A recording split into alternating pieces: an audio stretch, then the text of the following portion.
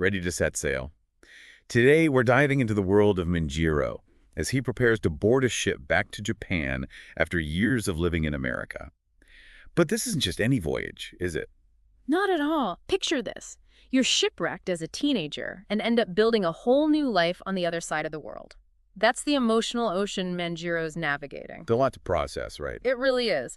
The year is 1846, he's 19, and he's about to board the Franklin, a ship that will take him away from everything he's come to know. It's almost impossible to fathom, and the author really captures how torn he is. Absolutely. There's this sense of responsibility towards the Whitfields, Mrs. Whitfield in particular, but there's this undeniable pull toward Japan, too. Right, like a need to reconnect with his roots, with where he came from. It's as if he's being pulled in two opposite directions. Yeah. On one hand, he has the life he's built for himself in America. And on the other, there's this unknown world waiting for him across the ocean.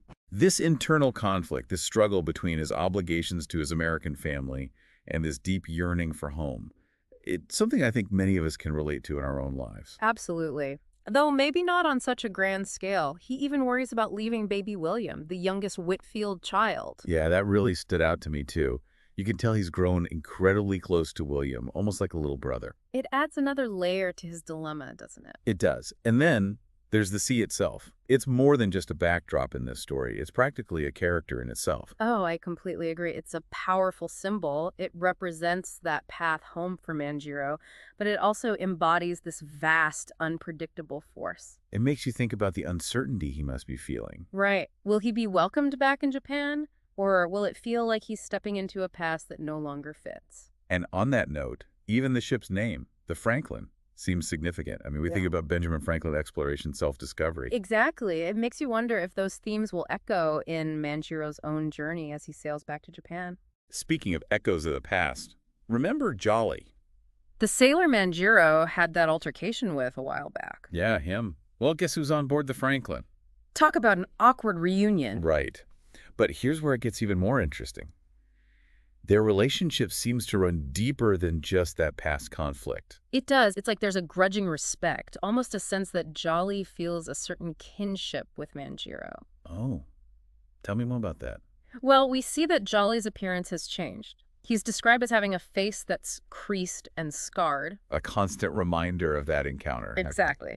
But there's a moment when he speaks to Manjiro, and it's almost like he's trying to offer him some guidance, perhaps even a warning. I didn't catch that on my first read. What kind of warning? It's subtle, almost like he sees a younger version of himself in Manjiro. Interesting. It's like he's saying, hey, I've been there, be careful, you know? Wow, the author's weaving in some really intriguing dynamics here. And the way they describe everything, you can practically feel the salt spray on your face, hear the creaking of the ship. That's the power of sensory detail. It pulls you right into the story, makes you feel like you're right there alongside Manjiro. The fresh breeze, the cries of the gulls, even the way the word home echoes throughout the chapter. It does. And it really makes you feel for him. Speaking of feelings, can we talk about Mrs. Whitfield for a moment? She's understandably upset that he's leaving, but her support for him is incredible. She's a remarkable woman. She represents this almost unconditional love and understanding, the kind that transcends cultural boundaries, you know? I see what you mean. It makes you think, is this also a part of home? This feeling of acceptance, of belonging. It makes you wonder if he'll find that same sense of belonging in a place he barely remembers. Exactly. And it begs the question, has America, in a way, become more of a home to him than he realizes? It really makes you think, what does make a place home? Right. It's not such a simple question, is it? Not at all. Is it simply where you were born? Or is it more about the connections we make, the sense of belonging? Manjiro seems to be wrestling with this very question. And that struggle, that internal conflict, it's really at the heart of this chapter. He's caught between these two worlds, two families almost. Exactly. And you can't help but wonder how deeply America has become a part of who he is now. And how will all of that impact his return to Japan? To a place he barely remembers. Remember, he left as a child. Right, and now he's returning as an adult, shaped by years of living in a totally different culture. It's like he's this fascinating blend of two worlds. It really is. And it reminds me of that quote you brought up earlier, the one from Hagakure, the Book of the Samurai, about hardship being beneficial, especially for young people. Oh, absolutely. That one really resonated with me. It feels so relevant to Manjiro's story. It does. Although it's easy to read something like that and think, well, I'm glad I didn't have to endure a shipwreck to learn resilience. Right. But there's a deeper truth there, isn't there, about how challenges, even painful ones, can shape us into stronger, more adaptable people. Manjiro is a perfect example of that. He doesn't just survive these hardships. He seems to learn and grow from them.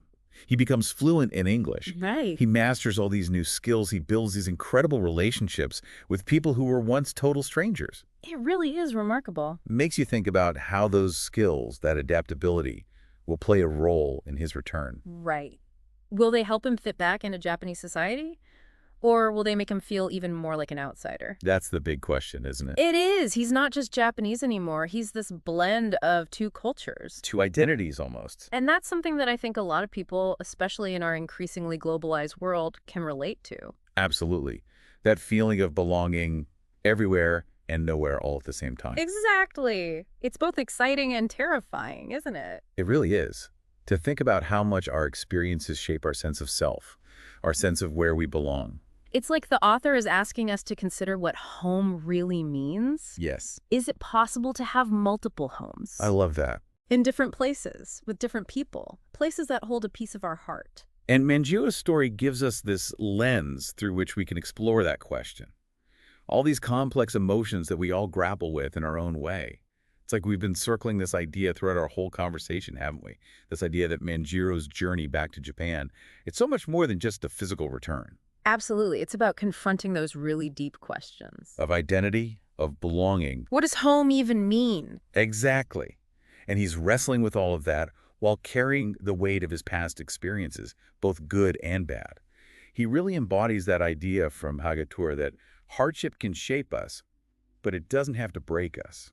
It's true. He's chosen to confront those challenges head on. Yeah, and you can feel that determination, that drive to face whatever comes his way, even if it means uncovering some hard truths along the way. And speaking of hard truths, there's this lingering tension, isn't there, like that encounter with Jolly. Oh, absolutely. Those veiled warnings. It casts a bit of a shadow over what should be this joyous homecoming. It does. There's this underlying sense of foreboding. It makes you wonder, will his return to Japan be as smooth as he's hoping for? Right. What new challenges await him? Will he be welcomed with open arms? Or will he be met with suspicion? Maybe even hostility? And how will he reconcile these two sides of himself?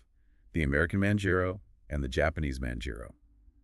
It's as if the author is setting the stage for a whole new chapter filled with both excitement and uncertainty. A chapter full of unknowns. And that's what makes this story so compelling.